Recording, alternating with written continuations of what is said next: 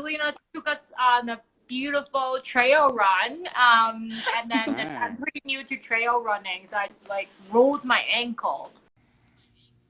Oh, I'm sorry to hear that. Yeah. I mean, so yeah, I'm able to walk, and we went on another hike this morning.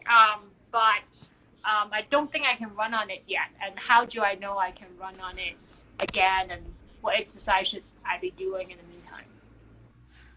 Okay, so I'm going to ask a couple follow-up questions first. All right, Sharon. So, obviously, you were able to bear weight on your ankle, yes?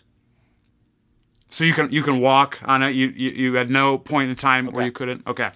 Um, Other question would be, did you have any swelling? A little bit, like under the, A little bit. like here. Yeah. What do you call this area? Okay. Do you have any tenderness on either side of like your ankle bones? So like the pointy parts of your ankle? Not That's not tender. right at the bone.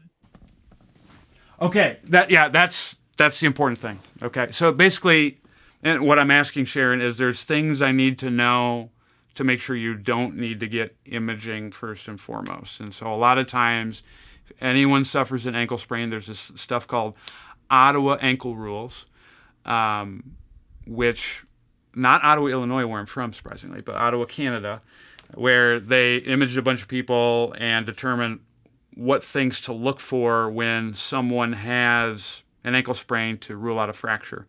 So that doesn't sound like it's the case for you. Likelihood of it being a fracture is low. Now let's talk about how we would build you up to being able to run again. So my next question then is going to be, do you have the ability to walk pain-free? Yes. Okay, cool. How about... A lot of ibuprofen right now, though. Nice. Well, and... I misheard Angelina, so yes. Gotcha. Well, and my other medical concern for you, Sharon, is your toenails are turning blue, so you got to watch out for that. You said your toenails are turning blue. You got to watch out for that. Oh,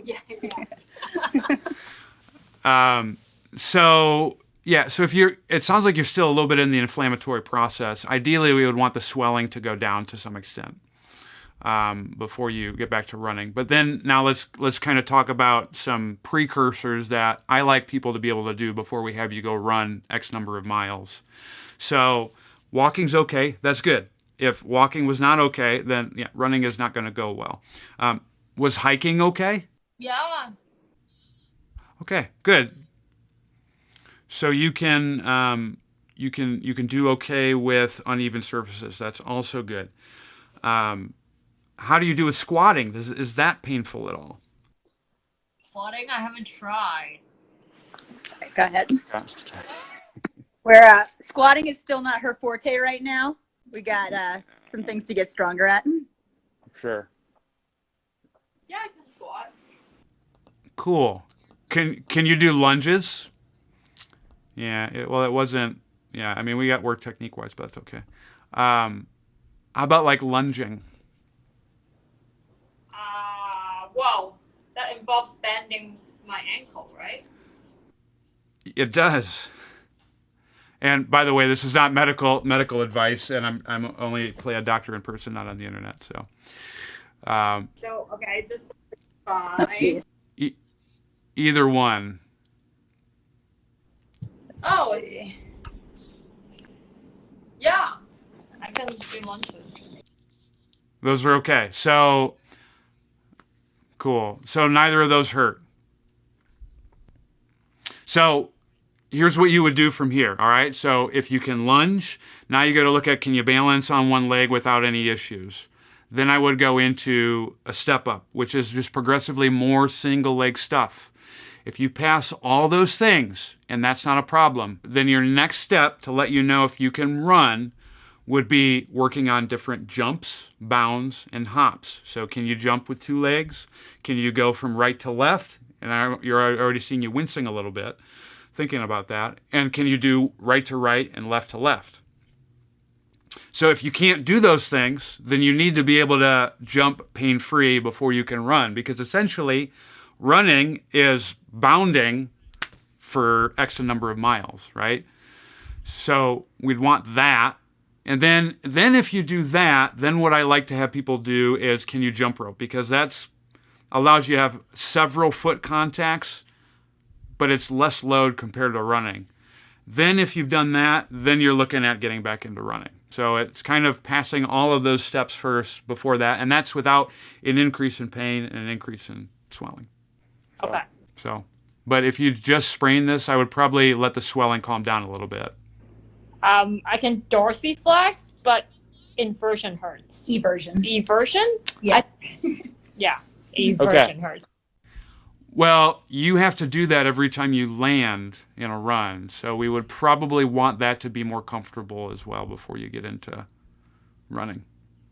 So I'm guessing bounding would probably be an issue. So if that's painful, that's essentially running it's the same movement. So you'd want to get that pain-free first before you clear to run. Hopefully you could see what I did there.